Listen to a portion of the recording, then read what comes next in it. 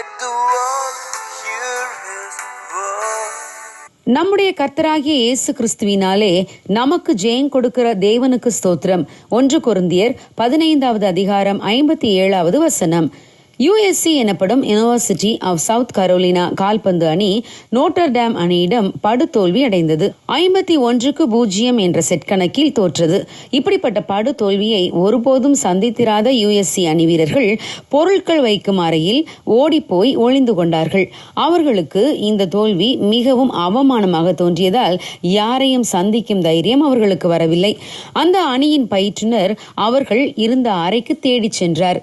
தோற்கடிக்கப்பட்ட மாணவர்களில் சிலர் அங்கு இருந்ததை பார்த்தார். அவர்கள் மிகுந்த மனவேதனையோடு காணப்பட்டனர். அவர்களுடைய பயிற்றுனர் ஒரு பெஞ்சை தூக்கி போட்டு அதில் ஏறி நின்று கொண்டு அந்த மாணவர்களை பார்த்து, நீங்கள் ஏன் இந்த தோல்வியை மிகவும் பெரிதாக எடுத்துக்கொள்கிறீர்கள்? நீங்கள் தோற்றது யாருக்கு தெரிய போகிறது? சீனாவில் இருக்கும் ஜனத்தொகையில் சுமார் 80 கோடி பேருக்கு இப்படி ஒரு கால்பந்து போட்டி நடைபெற்றதே தெரியாது என்று கூறி அவர்களை உற்சாகப்படுத்தினார். ஆம் பிரியமானவர்களே, தோல்வியும் வெற்றியும் வாழ்க்கையில் மாறி மாறி வரும். ஆனால் தோல்வியின் போது சோர்ந்து போய் அதிலேயே இருந்து விட்டோமானால் நாம் மீண்டும் எழ முடியாது, செயல்பட முடியாது.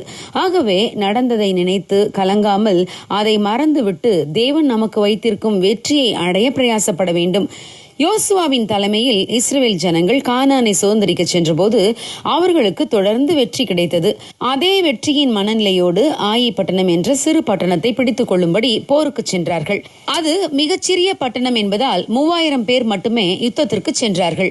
ஆனால் ஆயி பட்டணத்து மனுஷர் இஸ்ரவேலரில் 36 பேரை வெட்டி போட்டார்கள். இதை பார்த்த இஸ்ரவேலர் ஆயி பட்டண மனுஷருக்கு முன்பாக முறிந்து ஓடி போனார்கள். இதை கேள்விப்பட்ட இஸ்ரவேலரின் இருதயம் கரைந்து தண்ணீராய் போயிற்று. யோசுவா தன் வஸ்திரங்களை கிழித்துக் கொண்டு அவனும் இஸ்ரவேலின் மூப்பரும் சாயங்காலம் மட்டும் கர்த்தரின் பெட்டிக்கு முன்பாக தரையிலே முகங்குப்புற விழுந்து தங்கள் தலையின் மேல் புழுதியை போட்டுக்கொண்டு கிடந்தார்கள். யோசுவா தேவனிடம், நாங்கள் தோற்று போன செய்தியை கானானியரும் தேசத்து குடிகளும் கேள்விப்பட்டால் எங்களை வளைந்து கொண்டு எங்கள் பேரை பூமியில் இராதபடிக்கு வேரற்று போக பண்ணுவார்களே என்று புலம்பி ஜெபித்தார்.